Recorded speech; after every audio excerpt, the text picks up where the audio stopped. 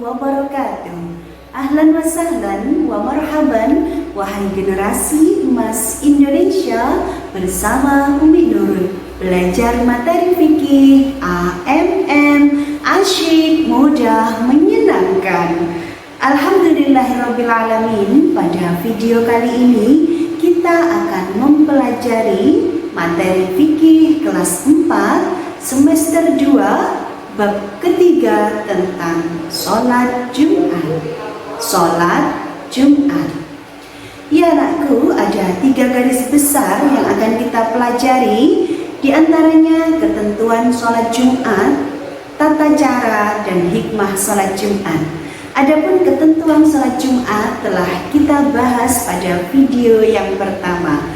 Untuk kali ini mari kita lanjutkan tentang tata cara sholat Jumat dan hikmah sholat Jumat.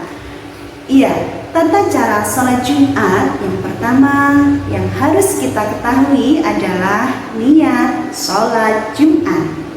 Bismillahirrahmanirrahim. Usolli fardal Jum'ati rak'ataini mustaqbilal kiblati ada'an ma'muman lillahi ta'ala. Artinya, aku niat melakukan sholat Jumat 2 rakaat sambil menghadap kiblat menjadi makmum karena Allah Ta'ala. Ya anakku, khususnya kepada anak-anakku yang laki-laki, harus hafal niat sholat Jumat. Berikutnya, cara sholat Jumat. Sholat Jumat sama dengan sholat fardu. Yang membedakan adalah niatnya. Sholat Jumat didahului oleh 2 khutbah, sementara sholat fardu tidak.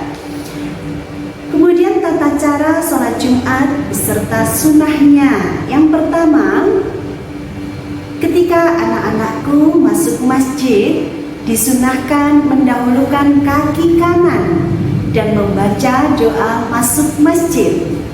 Allahumma ftahli abwaba rahmatik. Allahumma ftahli abwaba rahmatik. Jangan lupa kaki kanan kita langkahkan.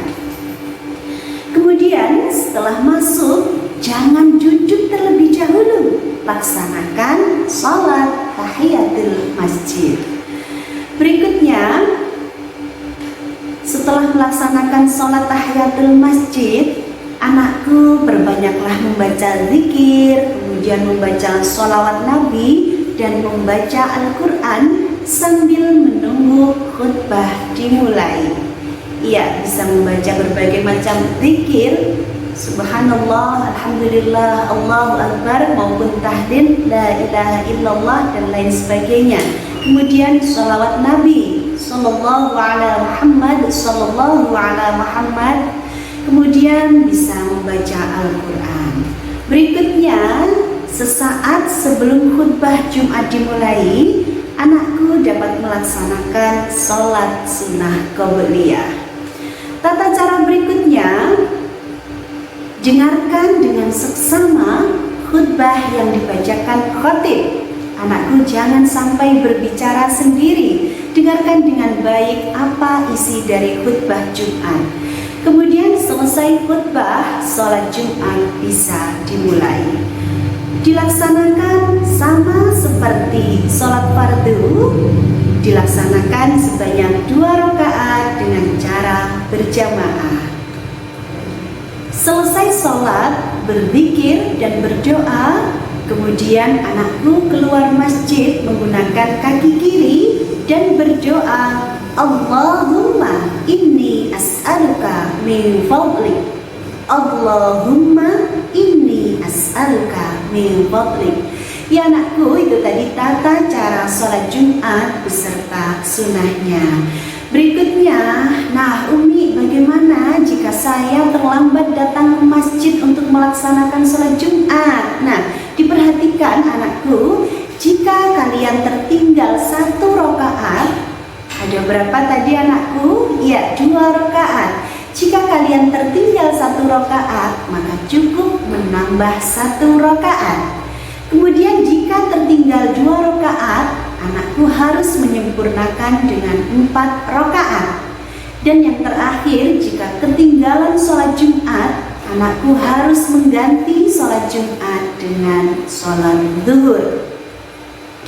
Keutamaan sholat Jumat. Ya, nanti ada beberapa keutamaan diambilkan dari beberapa hadis Nabi. Yang pertama, mohon maaf, mendapat pahala puasa dan sholat setahun. Langkah anakku menuju sholat Jumat itu mendapat ganjaran puasa dan sholat setahun. Hal ini sesuai dengan hadis yang diriwayatkan oleh At-Tirmidzi.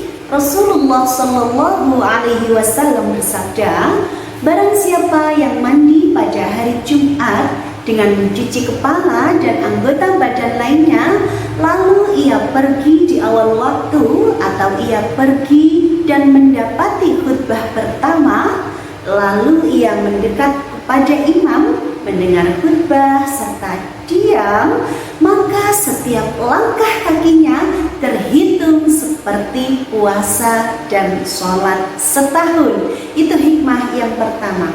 Mohon maaf, itu keutamaan sholat Jumat yang pertama. Berikutnya, hikmahnya menghapuskan dosa di antara Jumat. Hari Jumat, hari dihapuskannya dosa-dosa kecil. Hadis ini diriwayatkan oleh Muslim. Di antara sholat 5 waktu, di antara Jumat yang 1 dan Jumat berikutnya adalah penghapus dosa di antara semua itu, selama tidak dilakukan dosa besar. Kemudian berikutnya, mendapatkan pahala berkurban. Tolong anakku disimak dengan baik. Hal ini sesuai dengan hadis yang diriwayatkan Bukhari dan Muslim. Barang siapa mandi pada hari Jumat sebagaimana mandi janabah lalu berangkat menuju masjid, maka dia seolah berkurban dengan seekor unta. Barang siapa yang datang pada kesempatan atau waktu kedua, maka dia seolah berkurban dengan seekor sapi. Barang siapa yang datang pada kesempatan waktu ketiga, maka dia seolah berkurban dengan seekor kambing yang bertanduk. Barang siapa yang datang pada kesempatan waktu keempat, maka dia seolah berkorban dengan seekor ayam. Dan barang siapa yang datang pada kesempatan waktu kelima, maka dia seolah berkorban dengan sebutir telur. Dan apabila imam sudah keluar untuk memberi khutbah, maka para malaikat hadir mendengarkan zikir atau khutbah tersebut. Hadis riwayat Bukhari dan Muslim. Anakku, silahkan diperhatikan betul dari hadis ini. Saya ingin mendapatkan pahala berkurban seperti onta, maka datanglah lebih awal. Ya anakku, bahaya meninggalkan sholat Jumat. Bahaya meninggalkan sholat Jumat. Man taraka thalatha jum'in tahawunan taba'allahu qalbah, rawahul khamsah. Barang siapa meninggalkan 3 kali sholat Jumat karena sifat malas semata-mata, niscaya Allah mencap dan menutup hati orang itu. Ya anakku, jikalau kalian sudah mendengarkan azan ataupun sudah tahu waktunya masuk sholat Jumat, segeralah berangkat menuju masjid, janganlah bermalas-malasan. Ya, demikian tadi anakku, kita telah mempelajari materi fikih tentang sholat Jumat. Terima kasih, doa Umi semoga kalian dimudahkan oleh Allah dalam memahami, dalam menghafalkan materi ini. Dan semoga kita senantiasa dalam lindungan Allah Subhanahu wa Ta'ala. Belajar materi fikih